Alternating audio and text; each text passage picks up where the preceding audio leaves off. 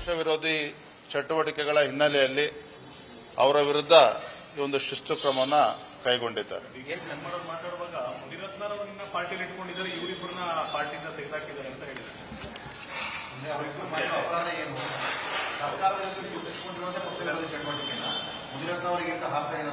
ಮುನಿರತ್ನ ಇವತ್ತು ಎಸ್.ಟಿ. ಸೋಮಶೇಖರ್ ಅವರು, ಶಿವರಾಮ್ ಹೆಬ್ಬಾರ್ ಅವರು ಏನು ಪಕ್ಷ ವಿರೋಧಿ ಚಟುವಟಿಕೆ ಮಾಡಿದ್ದಾರೆ ಅಂತೇಳಿ ಅವರಿಬ್ಬರಿಗೆ ಗೊತ್ತಿದೆ.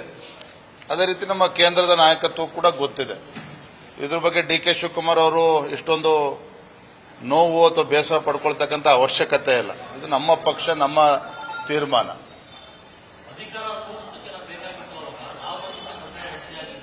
ಯಾರು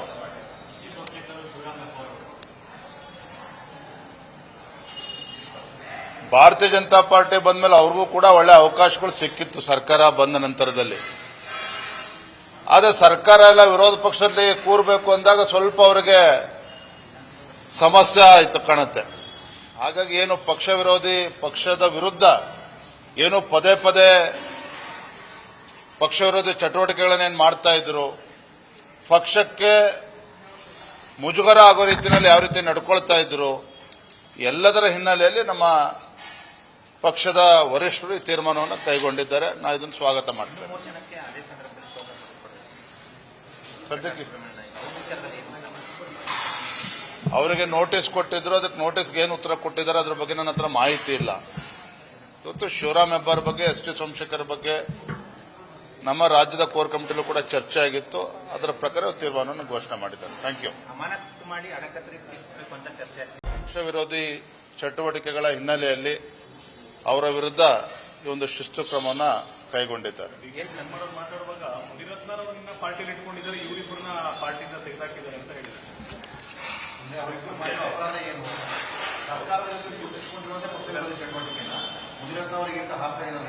ಮುನಿರತ್ನ ಇವತ್ತು ಎಸ್.ಟಿ. ಸೋಮಶೇಖರ್ ಅವರು, ಶಿವರಾಮ್ ಹೆಬ್ಬಾರ್ ಅವರು ಏನು ಪಕ್ಷ ವಿರೋಧಿ ಚಟುವಟಿಕೆ ಮಾಡಿದ್ದಾರೆ ಅಂತೇಳಿ ಅವರಿಬ್ಬರಿಗೆ ಗೊತ್ತಿದೆ.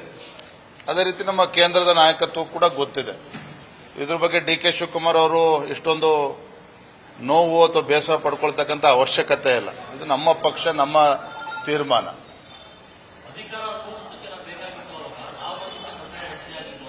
ಯಾರು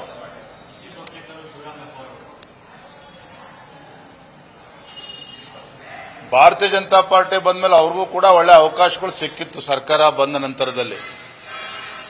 ಆದರೆ ಸರ್ಕಾರ ಎಲ್ಲ ವಿರೋಧ ಪಕ್ಷದಲ್ಲಿ ಕೂರಬೇಕು ಅಂದಾಗ ಸ್ವಲ್ಪ ಅವರಿಗೆ ಸಮಸ್ಯೆ ಆಯಿತು ಕಾಣುತ್ತೆ. ಹಾಗಾಗಿ ಏನು ಪಕ್ಷ ವಿರೋಧಿ ಪಕ್ಷದ ವಿರುದ್ಧ ಏನು ಪದೇ ಪದೇ ಪಕ್ಷ ವಿರೋಧಿ ಚಟುವಟಿಕೆಗಳನ್ನೇನು ಮಾಡ್ತಾ ಇದ್ರು, ಪಕ್ಷಕ್ಕೆ ಮುಜುಗರ ಆಗೋ ರೀತಿಯಲ್ಲಿ ಯಾವ ರೀತಿ ನಡ್ಕೊಳ್ತಾ ಇದ್ರು, ಎಲ್ಲದರ ಹಿನ್ನೆಲೆಯಲ್ಲಿ ನಮ್ಮ ಪಕ್ಷದ ವರಿಷ್ಠರು ಈ ತೀರ್ಮಾನವನ್ನು ಕೈಗೊಂಡಿದ್ದಾರೆ. ನಾವು ಇದನ್ನು ಸ್ವಾಗತ ಮಾಡ್ತೇವೆ. ಸದ್ಯಕ್ಕೆ ಅವರಿಗೆ ನೋಟಿಸ್ ಕೊಟ್ಟಿದ್ರು, ಅದಕ್ಕೆ ನೋಟಿಸ್ಗೆ ಏನು ಉತ್ತರ ಕೊಟ್ಟಿದ್ದಾರೆ ಅದ್ರ ಬಗ್ಗೆ ನನ್ನ ಹತ್ರ ಮಾಹಿತಿ ಇಲ್ಲ.